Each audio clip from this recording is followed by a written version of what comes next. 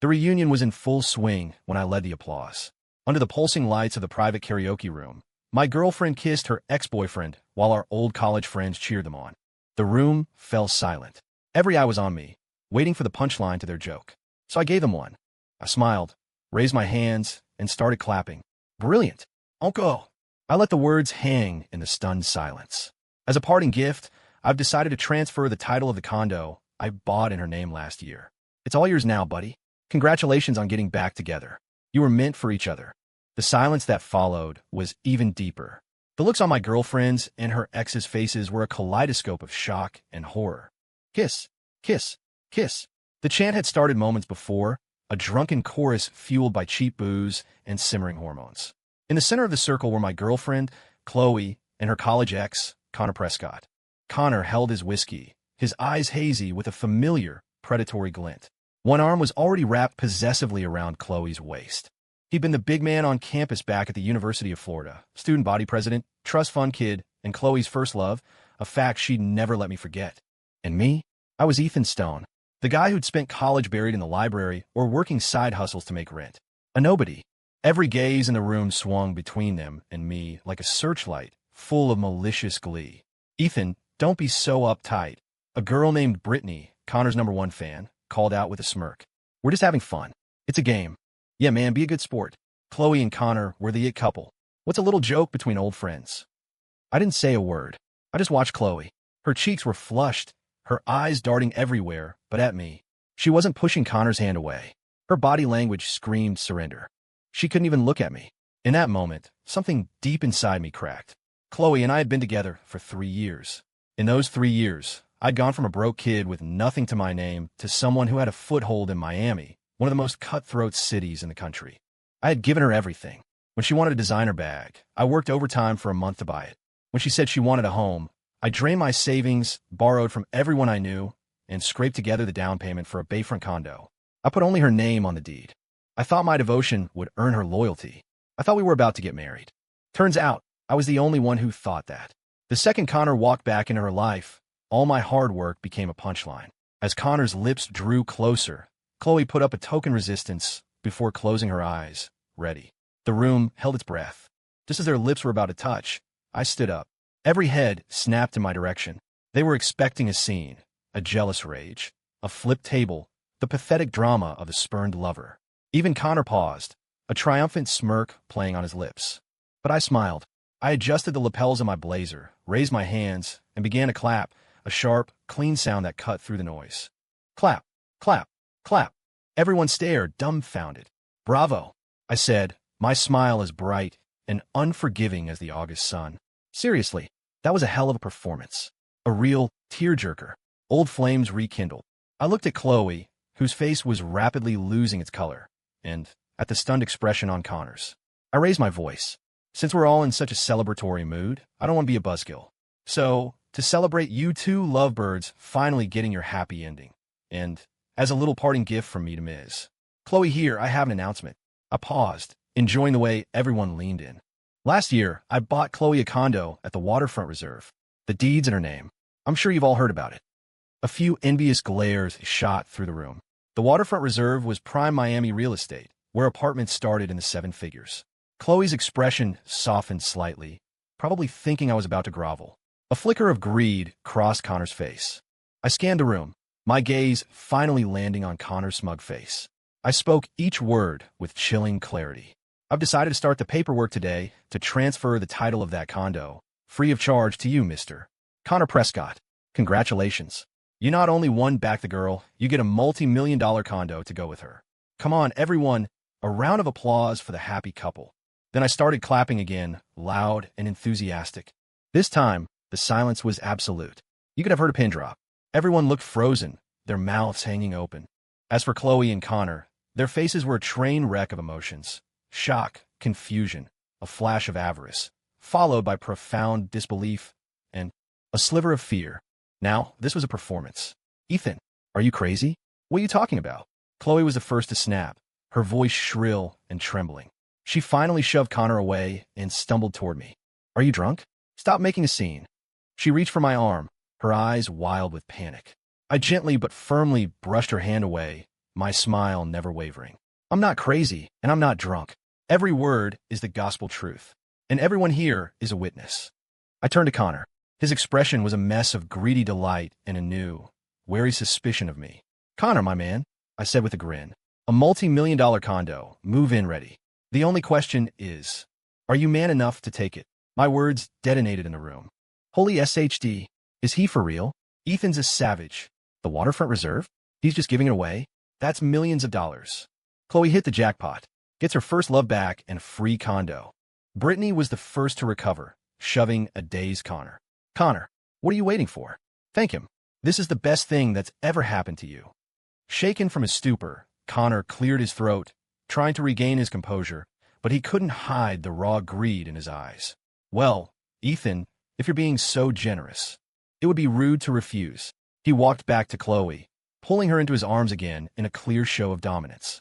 Chloe was always meant to be with me. As for the condo, let's just call it compensation for your time with her. Compensation, a nice way to put it. I sneered internally but kept my face a placid mask. Of course, a parting gift, but talk is cheap. To show my sincerity, and to give you both peace of mind, let's put it in writing right now. I reached into my briefcase and pulled out a pen and a notepad. It was a habit from my work life, always being prepared. I never thought I'd use it for this. I scribbled on the page. Gift agreement.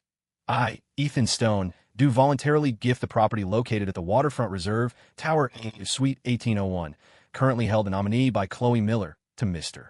Connor Prescott, at no cost. Effective immediately. This document serves as proof of intent. I finished, blew on the ink, and held it out to them. Sign it. Once you sign, the condo is yours. Ethan Stone is a man of his word. Connor's breathing grew heavy as he stared at the paper. He snatched it from my hand as if afraid I'd change my mind and quickly scrawled his signature. He then proudly held it up for everyone to see. You all saw this. Black and white. Ethan, you'd better not be a sore loser and try to back out of this. I gave a thin smile. Don't worry. I'm more of a man than you'll ever be. Chloe stood beside them, her face a storm of conflicting emotions.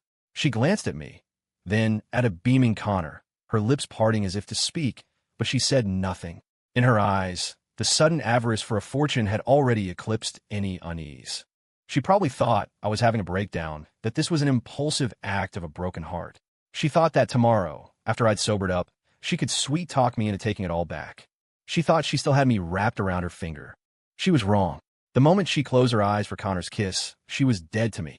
I took the agreement, now bearing Connor's signature, folded it carefully, and placed it in the inside pocket of my blazer. I picked up my briefcase and turned to leave. Ethan, where are you going? Chloe cried out behind me. I didn't look back. I just raised a hand in a dismissive wave, my voice carrying easily across the room. To get out of your way. After all, you two can move into your new home tonight. Oh, and by the way, I said, pausing at the door. I turned to face the room of stunned onlookers. Tonight's on me. Everyone eat, drink, have a good time. Call it my contribution to the happy couple. With that, I pulled the door open and walked out, not once looking back. Outside, the cool Miami night air hit my face, a welcome shock that cleared my head. I pulled out my iPhone, ignoring the barrage of calls and iMessages already lighting up the screen from Chloe. I dialed another number. A crisp, professional woman's voice answered immediately. Mr. Stone, good evening. Ms. Hayes, good evening, I said, leaning against the railing of the overpass, watching the river of headlights below. It's time. We're moving forward with the plan we discussed. There was a slight pause on the other end. Are you certain, Mr. Stone? There's no turning back from this. I looked across the bay at the glittering spire of the Waterfront Reserve, and a cold smile spread across my face. I'm certain. I spoke each word with precision. Notify their party. We'll meet at the title company's office tomorrow at 10 a.m. sharp. And also, send a copy of the nominee agreement, along with the official legal notice, to a Mr. Connor Prescott. Understood, Mr. Stone. I hung up and let out a long, slow breath. Chloe, Connor, did you really think I got to where I am today by acting on impulse? Did you think I was just some emotional fool? What you think is a multi-million-dollar prize is nothing but a gilded cage I've built just for you. The show is just getting started. Back in my hotel room, my phone was nearly dead from Chloe's frantic calls. I plugged it in and opened WhatsApp. 99 plus unread messages. I tapped her icon. The screen filled with a predictable mix of outrage and placation. Ethan, what the hell are you doing? Come back here right now. Are you drunk? Stop this. You're embarrassing me in front of everyone. I know I messed up. I shouldn't have played that stupid game. They pressure me into it. That condo is mine. You can't just give it to someone else. The deed is an MY name. Ethan, after 3 years together, you can't do this to me. Just answer the phone. I laughed when I read the last few messages. There it was. Her true colors. The apologies and excuses were just the prelude to the real point. The condo is mine. 3 years of us. Worthless, next to a multi-million-dollar piece of real estate. I didn't reply. Instead, I took a clear photo of the gift agreement signed by Connor. I opened our old college alumni group chat and posted it. The chat, which had been quiet, exploded. Holy crap. He actually signed it. Ethan Stone is a legend. A man of his word. Connor just won the lottery. Instant millionaire. Brittany immediately jumped in with a string of laughing emojis. Some people would rather lose their home than lose face. Well, Chloe and Connor are ready to move in tomorrow. At Ethan Stone, thanks for the free drinks. Connor posted a smug face emoji with the caption, easy win. And Chloe? She went nuclear. She sent a long, rambling voice note, her voice cracking with sobs and rage. Ethan Stone, you son of a bitch. What right do you have to give MY condo to someone else? I'm going to sue you. You just wait. Watching the drama unfold, I turned off my phone, took a shower, and fell into the soft, king-size bed. It was the most peaceful night's sleep I'd had in 3 years. The next morning, I was woken by a call from Ms. Hayes. Mr. Stone, the other party has received the legal notice. Ms. Miller has been calling my office nonstop. She's extremely agitated. Ms. Hayes' voice was, as always, impeccably calm. What's she saying? She insists the property was a personal gift from you and is therefore hers alone. She has also threatened to call the police if we harass her further. Excellent, I said, getting dressed. I walked to the window and watched the morning traffic flow below. And Connor? Any word from him? Mr. Prescott has been silent. I smiled. Don't worry. He's about to be more desperate than she is. After a leisurely breakfast at the hotel restaurant, I drove over to the waterfront reserve. My car was stopped at the security gate. Sir, I'm sorry, but without resident authorization, I can't let you in. Before I could respond, I saw Chloe and Connor walking out of the lobby. Chloe's eyes were red and puffy. She clearly hadn't slept. Connor, on the other hand, radiated smug entitlement, his arms slung around Chloe's shoulders like a trophy hunter. Ethan, what are you doing here? Connor challenged, spotting me. You're not welcome here anymore. This is Chloe's place, and it'll be mine soon enough. You should save yourself the embarrassment and leave. Chloe glared at me, her teeth clenched. Ethan, I can't believe how low you've sunk. Is this your way of trying to blackmail me? Well, it won't work. The condo is mine. No one is taking it from me. Watching them a united front of greed and indignation was so absurd I almost laughed. Who said anything about taking the condo? I said, getting out of my car and leaning against the door. I'm here to help you move. I gestured down the street, where a large moving truck with 2 men and a truck emblazoned on the side was slowly approaching. A man of your stature, Connor, surely wouldn't want my cheap stuff cluttering up your new place. I called some guys to clear it out, make room for you. The color drained from both their faces. Ethan, you wouldn't dare. Chloe shrieked. Everything in that condo is mine. Oh, I raised an eyebrow. You're saying the custom sofa, the Sub-Zero fridge, the 85-inch television, the bed, the closets, including the few hundred designer bags and shoes in the walk-in closet. You bought all of that. Chloe's face turned a shade of beet red. For the last 3 years, she'd been a full-time girlfriend with zero income. Every single item in that condo, from the $10,000 appliances down to the $10 toothbrush holder, was paid for by me. Well, you gave them to me, she sputtered. A gift of significant value can be revoked. A calm voice spoke from behind me. Ms. Hayes and her assistant had arrived. She adjusted her glasses and presented a document to Chloe. Ms. Miller, this is a comprehensive list of all personal property purchased by Mr. Stone within the residence, complete with receipts and payment records. According to the law, a donor may revoke a gift before the transfer of property rights is complete. Mr. Stone is now officially revoking the gift of these chattels. We have the right to remove every last one of them. Then Ms. Hayes turned to Connor and handed him a different file. Mr. Prescott, this is the official legal notice from my firm. Regarding the so-called gift agreement you signed last night, I must advise you on 2 points. First, while the property title is registered to Ms. Miller, the property was, in fact, purchased in its entirety by my client, Mr. Ethan Stone. We have irrefutable evidence of this, including a notarized nominee agreement signed by Ms. Miller herself, proving that she is merely the holder of the title in name only. The true beneficial owner is Mr. Stone. What? A nominee agreement? Chloe and Connor cried out in unison. Chloe's face went completely white. She stared at me, her eyes filled with a desperate, horrified disbelief. That's impossible. When did you? I looked at her, my voice flat. The day we signed the closing documents. You were too busy celebrating to read what you were signing, weren't you? That agreement was signed in triplicate. One for you, one for me, one for the notary's office. There's no denying it. It was the ultimate failsafe I had built for myself. When Chloe had whined that having her name on the deed was the only way she'd feel secure, I'd agreed. But I wasn't a fool. Business is war, and I never go into a battle unprepared. The same, it turned out, applied to love. I just never thought I'd have to use it. Connor's face was now even paler than Chloe's. His hand holding the legal notice trembled. Ms. Hayes ignored their shock and delivered the final, fatal blow. Second, and most importantly, the gift agreement you signed yesterday states, and I quote, I, Ethan Stone, do voluntarily gift the property, currently held a nominee by Chloe Miller, to Mr. Connor Prescott. Do you see? My client offered to gift you the beneficial ownership of the property. However, that is contingent on the ownership first being legally and indisputably transferred from the nominee, Ms. Miller, back to my client, Mr. Stone. Ms. Hayes paused, her eyes sharp as scalpels behind her glasses. As of this morning, the nominee, Ms. Miller, is refusing to cooperate with the transfer and is claiming the property as her own personal asset. This means the prerequisite for the gift has not been met. Therefore, Mr. Stone is formally notifying you, Mr. Prescott, that the gift agreement cannot be executed at this time due to a severe ownership dispute. Should you and Ms. Miller resolve this title issue, allowing the property to be returned to Mr. Stone, he would be more than happy to honor his promise and subsequently gift the condo to you. I never had any intention of giving the condo away. I just dug a hole, a deep, dark hole for them to jump into together, a hole that would make them turn on each other. I hadn't given Connor a condo. I'd given him the right to claim the condo. But to claim it, he had to get Chloe to admit she was just a nominee.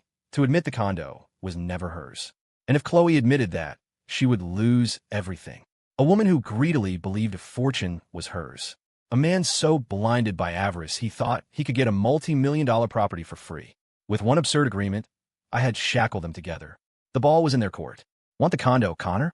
Go convince your true love, Chloe, to give up her claim to a multi-million-dollar fortune. And you, Chloe? Are you willing to give up a life of luxury for the sake of your high school sweetheart?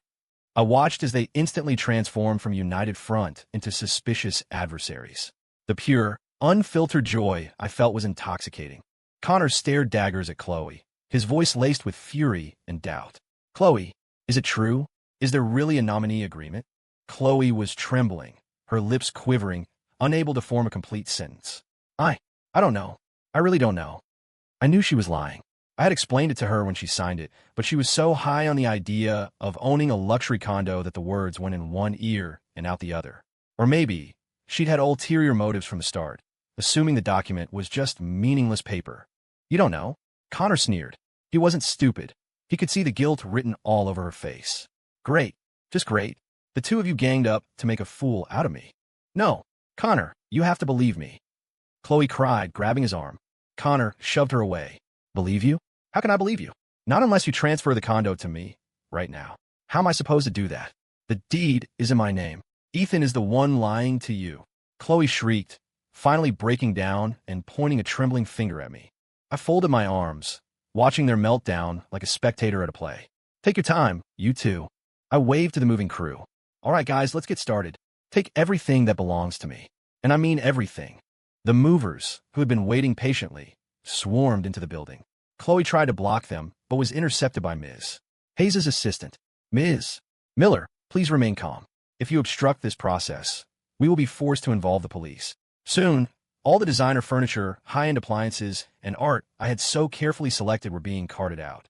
Chloe's prized collection of limited-edition handbags, shoes, and clothes were unceremoniously packed into large cardboard boxes and piled on the curb like trash. Chloe collapsed onto the ground, watching as the luxurious life she had built was dismantled and reduced to an empty shell in under 30 minutes. A desperate, animalistic wail escaped her lips. Connor stood nearby, watching her with cold detachment. There was no longer any trace of affection in his eyes, only cold, hard calculation. He knew that to get his hands on that condo, he first had to break Chloe. One show had ended, but a far more entertaining one was just beginning. In the days that followed, my world was blissfully quiet. Neither Chloe nor Connor bothered me. But my friend Leo, a college buddy I was still close with, kept me updated with reports from the front lines. Dude, your move was savage. Connor and Chloe are at each other's throats every day in that empty condo. The whole floor can hear them screaming. He's trying to force her to admit the agreement is real, so she'll sign the condo back to you, so he can collect his prize. She's refusing, insisting the condo is hers, and accusing him of only being with her for the money. I heard they got into a physical fight 2 nights ago. She scratched up his face. A neighbor called the cops. I read Leo's texts, a cold smile playing on my lips. This was exactly what I wanted. I didn't want an apology. I didn't want their regret. I wanted them to be consumed by their own greed and suspicion to tear each other apart. They're still making a scene in the alumni group chat, Leo sent, along with a screenshot. Brittany was still defending Connor. Ethan Stone is such a piece of work, playing games with everyone. He promised a condo and then pulled this crap. A few others agreed, but most had gone silent. Anyone with a brain could see that Chloe and Connor had brought this on themselves, especially after I revealed the existence of the nominee agreement. Connor was in the chat, playing the victim. I was a fool to trust a snake. You all better be careful who you call friend. Chloe hadn't posted anything. She was probably too ashamed to show her face. I replied to Leo, let them. The bigger the scene, the harder they'll fall. A week later, Ms. Hayes contacted me again. Mr. Stone, we have a new development. Mr. Prescott has contacted us unilaterally. He says he's willing to cooperate with us to persuade Ms. Miller to honor the nominee agreement. Oh, and what are his terms? I wasn't surprised in the slightest. He is requesting that, after you regain the title, you honor a new gift agreement and grant him 50% of the property's title as a fee for his services in flipping Ms. Miller. I almost laughed out loud. Connor had truly mastered the art of shamelessness. This wasn't flipping her. This was pure opportunism. Realizing he couldn't get the whole pie from me, he was now trying to team up with me to screw over Chloe. Ms. Hayes, what's your professional opinion? I asked. My advice is to accept his offer, she said, which caught me off guard. Why? Mr. Stone, our primary objective is to recover the property. Ms. Miller is currently being uncooperative. While we would win in court, litigation is time-consuming and expensive. If Mr. Prescott can get her to capitulate from the inside, it's the most efficient and cost-effective path for us. As for the 50% stake, Ms. Hayes paused, and I could hear the smile in her voice. Contracts are static, Mr. Stone. People are not. We can draft the new gift agreement with a few interesting clauses. I understood immediately. Excellent. Do it. Draft the contract and make sure it's ironclad. Consider it done. 2 days later, I saw Connor in Ms. Hayes' office. He looked worn out, with dark circles under his eyes, but they glittered with a desperate, all-or-nothing ambition. He didn't even look at me, speaking directly to Ms. Hayes. Where's the contract? Let me see it. Ms. Hayes slid a prepared document across the table. Connor read it word by word, his eyes scanning for any trap. After a half-hour of scrutiny, which included a call to a lawyer friend, he finally looked satisfied. The contract was clear. If Connor could get Chloe to cooperate with the property transfer back to me within the month, I would, within 3 days of receiving the new title, transfer 50% of the property's ownership to Connor's name. The terms were straightforward, the responsibilities defined. It looked flawless. Fine, I'll sign, Connor said, picking up the pen. As he was about to sign, I spoke for the first time. Connor, can you really do this to Chloe? After all you two have been through. His hand paused. A cold smirk crossed his face. Can she do this to me? She knew about that nominee agreement and kept it from me, playing me for a fool. If you weren't still useful, I'd be done with her. A woman who would do anything for money doesn't deserve loyalty. He spoke with such self-righteous conviction, as if he were the real victim. It was pathetic. And what about you? Weren't you after her for the exact same reason, my condo? 2 dogs fighting over a bone. A perfect match. I said nothing more, simply nodding to Ms. Hayes to take the signed contract. Now, it was time to sit back and watch Connor's performance. Meanwhile, I had more important things to do. I had a nagging feeling that Connor's hostility at the reunion wasn't just about Chloe. There was a deeper jealousy in his eyes, a resentment that felt more personal than a simple rivalry. It bothered me. I called Leo. Leo, do me a favor. Dig into what Connor's been up to since graduation. I want to know everything. You got it. But why bother? He's just a clown at this point. Know your enemy, I said coolly. I have a feeling he won't go down this easily. Connor was surprisingly efficient. Or perhaps his lust for money had unlocked some hidden potential. Just 3 days later, Ms. Hayes called. Chloe had agreed to the transfer. On the appointed day, I saw Chloe again at the title company's office. She had lost a significant amount of weight, her skin was sallow, and her eyes were vacant. She looked like a flower trampled in a storm, all her vibrancy gone. When she saw me, her lips moved but no words came out. She just lowered her head and silently signed document after document. I noticed a faint, bluish bruise on her wrist. Connor stood behind her like a warden, watching her every move. When he looked at me, his eyes were filled with triumphant glee. He truly believed he was the ultimate winner of this war, having shed the problem of Chloe while securing half of a multi-million-dollar condo. The closing was seamless. When the agent handed me the new, crisp title with only my name, Ethan Stone, on it, I knew the first act of this drama was finally over. Connor immediately came over, rubbing his hands together, his face plastered with a sycophantic grin. Ethan, my man. So, about that other contract. Of course, I said, handing the new title to Ms. Hayes. Ms. Hayes will contact you within 3 days to handle the addition of your name to the title. Yes, great. You're a man of your word, Ethan. A real gentleman. Connor was ecstatic. I looked at his fawning expression and sneered internally. A gentleman? When dealing with vermin like you, I have no interest in being a gentleman. After leaving the office, Chloe wandered off like a ghost. Connor didn't even glance at her, just hopped into his car, humming a cheerful tune as he drove away. As my car passed Chloe, I slowed down. She looked up, and our eyes met. Her gaze held none of its former arrogance, only a bottomless well of regret and despair. I rolled up my window, hit the accelerator, and left her in my rearview mirror. I felt no sympathy. Those who sow the wind reap the whirlwind. She had no one to blame but herself. 3 days later, Connor arrived at Ms. Hayes' firm, right on schedule. He was beaming, his hair perfectly styled, wearing his most expensive suit. He looked like a man about to ascend to the throne. Ms. Hayes, I'm here. Today is the first day of the rest of my life, he announced, making no effort to hide his excitement. Mr. Prescott, please have a seat. Ms. Hayes, stone-faced, pushed a document toward him. These are the papers for you to sign to be added to the title. Please review them.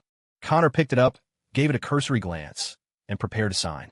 After all, he'd already confirmed the important parts. One moment, Ms. Hayes said suddenly. What is it?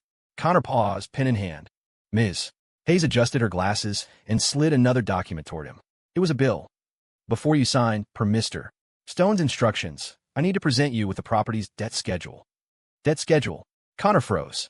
What do you mean? It means, Ms. Hayes' tone was flat, but her words were a surgical blade slicing through Connor's fantasy, that this property is currently encumbered by certain debts. According to the contract you signed, you will acquire a 50% share of the property. Therefore, you must also assume 50% of its liabilities. It's a matter of corresponding rights and obligations. The color began to drain from Connor's face. Debts? What debts? I thought Ethan paid for the condo in cash.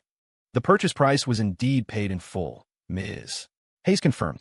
However, in order to purchase the property and cover the subsequent renovations and furnishings, Mr. Stone secured loans from family, friends, and several private lending institutions. Ms. Hayes placed a thick stack of loan agreements and bank statements on the table.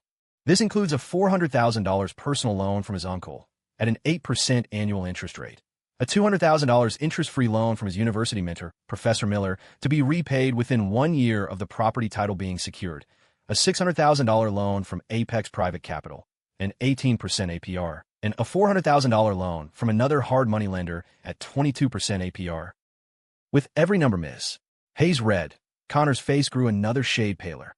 All loan agreements have been notarized, the bank transfers are fully traceable, and every dollar has been documented as going toward the purchase and outfitting of the waterfront reserve property. In total, the property is currently encumbered by $6 million in debt. According to your contract, you're responsible for 50% of that debt, which comes to $800,000. Furthermore, Ms. Hayes added, due to Ms. Miller's breach of the nominee agreement, some of these loans are now in default, which has incurred significant penalty interest. You and Mr. Stone will be expected to cover these costs jointly.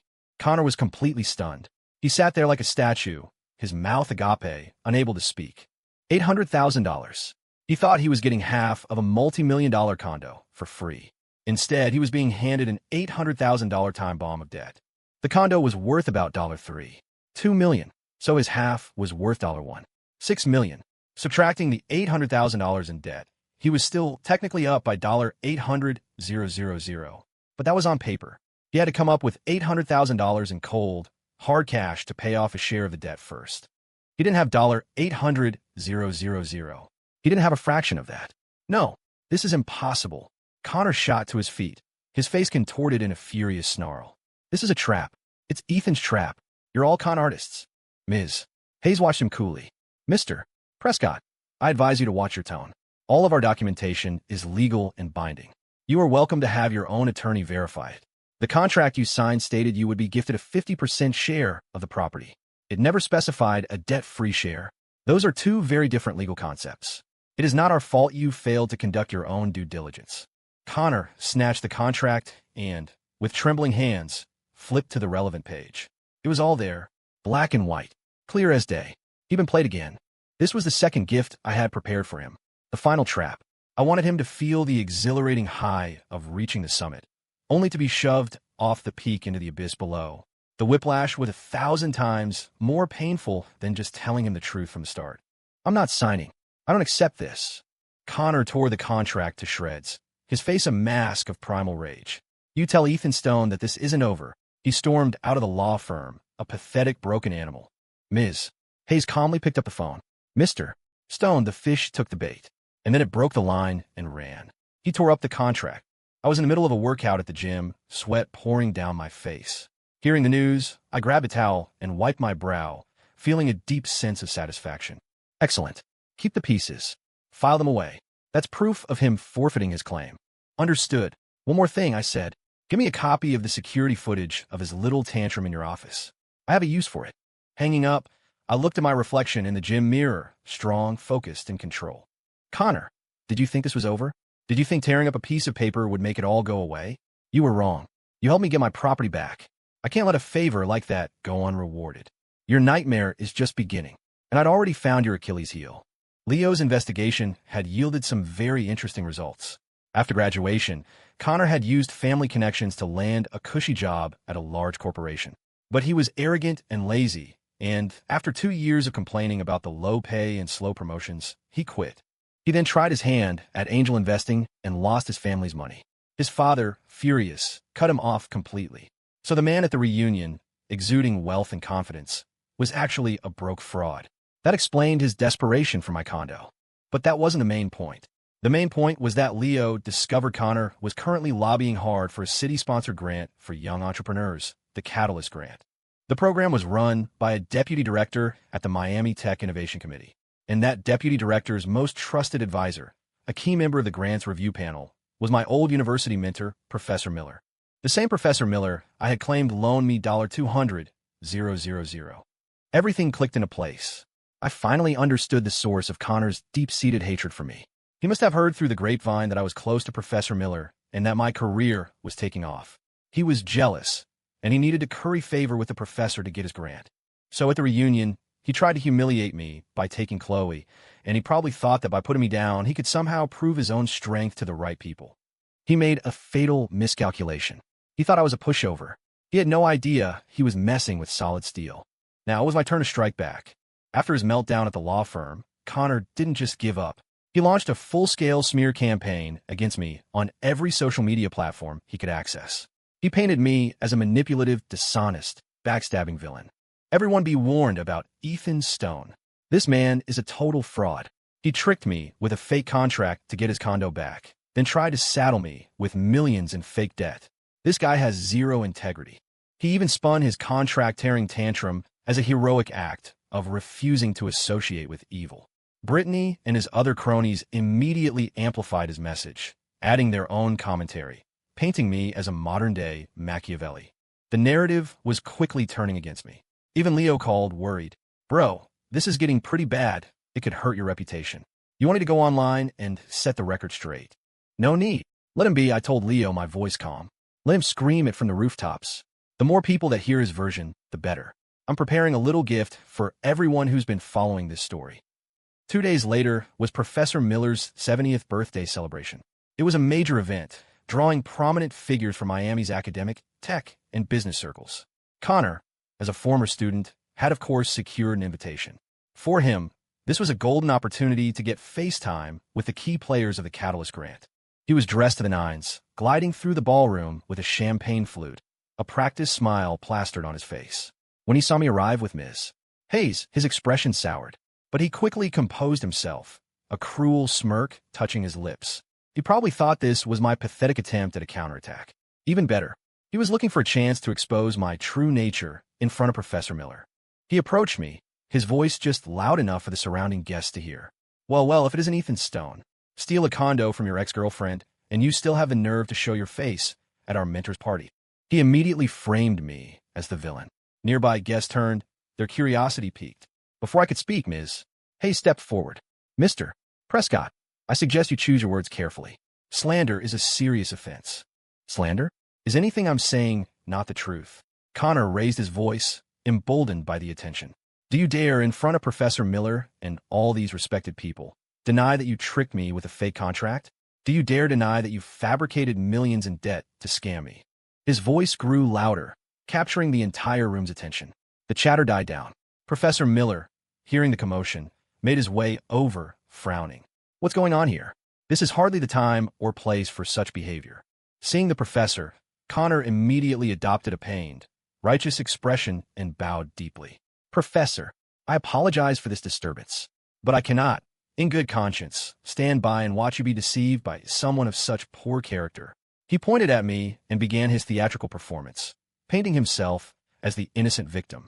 He recounted the events of the reunion, embellishing every detail to highlight my supposed treachery and faithlessness. Professor, just think about it. A man who could manipulate his own girlfriend and his old college friends like that. How dark must his heart be? He is unworthy of being called your student. I'm speaking up today because I cannot bear to see your kindness and trust be misplaced. He delivered the lines with such passion that anyone who didn't know the truth might have actually believed he was a champion of justice. Guests began to whisper, their gazes turning on me with suspicion. Brittany emerged from a corner to add her testimony. It's true, Professor Miller. A bunch of us can vouch for it. Ethan Stone is a total scumbag. He didn't just trick Connor. He completely destroyed Chloe. Chloe? The name surprised me. I hadn't expected them to drag her into this.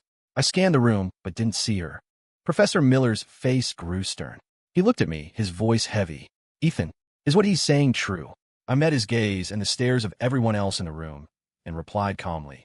Truth isn't determined by who has the loudest voice. I turned to Connor with a placid smile. You claim I fabricated debts. You claim I tricked you. Where's your proof? Show us. Connor was taken aback. He stammered, then puffed out his chest. I tore up that fraudulent contract. You're trying to leave me with no evidence. You tore it up? I laughed. Fortunately for us, my law firm has excellent security cameras. Ms. Hayes nodded, took out a tablet, and played a video. It was the security footage from her office. The video clearly showed Connor hysterically screaming, I'm not signing. I don't accept this, before he himself ripped the contract, the very evidence of my supposed crime, to shreds. The audio was crystal clear, the video high definition. The truth was undeniable.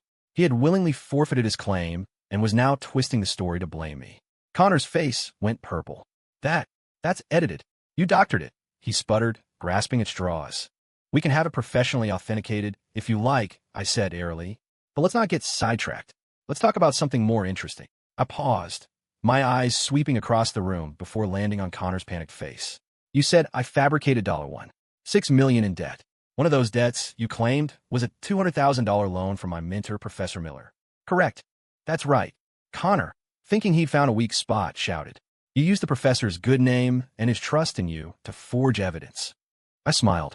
Then I did something no one expected. I turned to Professor Miller and gave him a deep, respectful bow. Professor, I am so sorry. I never intended to bring this up here. But certain people, for their own selfish gain, have started to drag your name through the mud. They are attempting to tarnish the bond between you and my father. And that, I cannot tolerate. My father? The words sent a ripple through the room. Connor's face was a mask of confusion. Only Professor Miller reacted differently. He flinched, as if struck, and his weary eyes instantly filled with emotion and a hint of guilt. I straightened up and looked at a bewildered Connor. I spoke each word with the weight of years behind them. Connor, you have no idea what that $200,000 you called a fake loan really is. It wasn't a loan. It was my inheritance from my father, Ethan Stone Sr. It was his share of the profits from the Helios chip project he co-developed with Professor Miller years ago. What? Ethan Stone Sr.? The brilliant engineer who died so young. I remember now. The Helios project. That was Professor Miller and Stone's breakthrough. But right after they announced its success, we heard that Stone had passed away in an accident. So Ethan is his son? No wonder he's so accomplished at such a young age. Among the guests, the older ones who knew the history began to murmur. Connor was frozen solid. He had clearly heard of Ethan Stone Sr., but he could never have connected that legendary figure with the quiet guy from his college class. Professor Miller was now openly weeping. He came forward and grabbed my arm, his hand trembling. Ethan, my boy, why did you have to carry this all by yourself? I gave my mentor a reassuring smile, then turned back to face Connor, the pathetic clown who had forced me to reopen this old wound. After my father died, Professor Miller tried to give me that money for years. I refused. I explained. I knew that while the Helios project was a technical success, it needed a massive amount of capital to bring it to market. I told the professor to consider that money my father's final investment in their dream. I didn't want the money. I wanted a chance to finish what my father started. So for the past several years, I've worked under Professor Miller, starting from the very bottom. I worked day and night. I poured everything I had into learning, into developing, into making the Helios chip a reality. My success, my career, it wasn't built on scams or tricks. It was built one line of code at a time, one sleepless night after another. It was earned by honoring my father's legacy. As for that condo, I bought it with the first payout from the Helios project's initial licensing deal. Every single cent was clean. I put it in the name of the woman I loved, thinking it was the start of our future. To make the full down payment, I had to borrow from my uncle and from Professor Miller. Those debts you claim I fabricated weren't a tool to trap you. They were the very real burdens I took on to build a home. My voice wasn't loud, but it landed like a hammer blow in the silent room. The truth was out. Every lie, every smear, every accusation now looked like a pathetic joke. I wasn't a villain. I was a son who had quietly shouldered his father's legacy. I wasn't a backstabber. I was the one who had been betrayed. The room was utterly still. All eyes were on Connor, but the looks were no longer curious. They were filled with contempt, with disgust, with utter revulsion. They were looking at a bottom-feeding parasite who, for his own petty gain, had tried to slander not only a hero's son, but the memory of the hero himself. Connor's face wasn't just pale. It was the color of ash, the color of a world ending. He wanted to run, but his legs were lead. He wanted to speak, but his throat was choked with dust. He was finished, socially and professionally annihilated in this city. The Catalyst grant? He wouldn't be able to find a janitor job in Miami after this. No, it wasn't like that. He finally managed to choke out, his voice barely a whisper. It was Chloe. Chloe told me. She said you were crooked, that you must have done something shady to get rich. She's the one who pushed me to do this. Blaming someone else, even at the very end. Pathetic. Enough. Professor Miller's voice boomed with unrestrained fury. He pointed a shaking finger at Connor. How could I have ever taught a student so shameless, so devoid of honor? You not only slandered your classmate, you tried to defile the memory of your senior. You, get out. I have no such student. Security, the professor yelled toward the door. Get this person out of my sight. I never want to see him again. 2 security guards quickly entered, grabbed the now limp form of Connor, and dragged him out of the ballroom like a sack of garbage. Brittany and his other sycophants had long since melted into the corners of the room, terrified. Seeing their leader fall, they now looked desperate to become invisible. The drama was over, ending in the most decisive and public way imaginable. After the party, I declined Professor Miller's offer to stay for a private dinner and left alone. I didn't go back to the empty condo. I drove to the coast. I took off my shoes and walked onto the cool sand, letting the tide wash over my bare feet again and again. The sea breeze blew away the noise and tension of the ballroom, clearing the last of the bitterness from my soul. The thrill of revenge wasn't as potent as I'd imagined. What I felt instead was a profound sense of peace. The 3-year nightmare was finally over. My phone rang. It was Leo. Dude, unbelievable. I just saw the alumni chat. It's on fire. Someone posted a video from the party. Everyone knows the truth now. Connor is completely toxic. Brittany and those other losers are now tearing him to shreds in the chat, trying to distance themselves from him. It's beautiful. So damn satisfying. Leo yelled into the phone. I smiled. I expected as much. Oh, one more thing. Leo's tone suddenly grew hesitant. Chloe.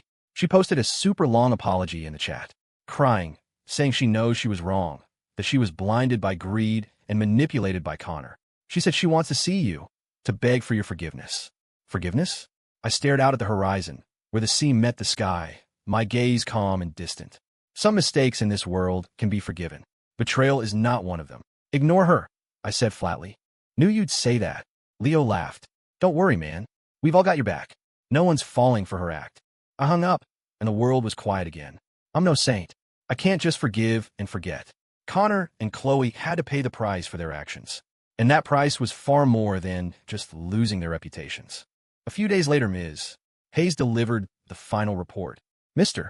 Stone, we have officially filed a lawsuit against Mr. Prescott for defamation and commercial disparagement. We've submitted a mountain of evidence, including his social media posts, the surveillance video from my office, the complete footage from the birthday party, and sworn statements from multiple witnesses. Additionally, the Catalyst Grant Office provided a statement confirming that Mr. Prescott repeatedly and maliciously maligned you, a competing applicant, in an attempt to gain an unfair advantage. As it stands, our case is airtight.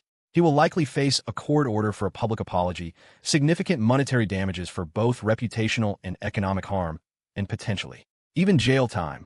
Hearing this, I felt nothing. It was merely the logical conclusion. He had earned it. And Chloe, I asked, she's Ms. Hayes' voice was tinged with something complex. Her situation is not good. Connor has directed all of his rage at her, blaming her for his downfall. I've heard he has confronted her several times, and the encounters were ugly. She was evicted from her apartment and is apparently now living in a cheap rental in a rough part of town, unable to find work. She contacted my office repeatedly, offering to testify against Connor to confirm that he was the mastermind behind everything. She was hoping it would earn her your understanding. And you told her no? I did, Ms. Hayes confirmed. I informed her that the court requires facts, not transactions. We don't need her testimony to ensure Mr. Prescott is held accountable. As for your forgiveness, I told her it was a luxury she could not afford. Perfectly handled. I had no desire to track the downfall of a traitor. Whether she was thriving or destitute was of no consequence to me. I had simply and completely deleted her from my world. The dust had settled. The sun was shining. I stood before the massive floor-to-ceiling windows of my condo at the waterfront reserve, looking out over the city I had fought so hard to conquer. The rooms were empty, with only sunlight painting long rectangles on the polished floors. But I didn't feel lonely. I felt an incredible sense of space and freedom. I had shed a burden, torn apart a lie, and broken free from my chains. In the process, I had reclaimed my father's honor, secured my life's work, and learned who my true friends were. My phone rang. It was my company's chief technology officer. Ethan, great news. We have a signed letter of intent from the European consortium. The Helios chip is going global. I smiled. I picked up a photo frame from the bare countertop. In it, a kind, intelligent-looking man in his 40s was smiling, his eyes so much like my own. Dad, I whispered. Did you see that? Outside, the city lights began to twinkle to life, a sprawling galaxy of homes and highways. One story was over. My life was just beginning.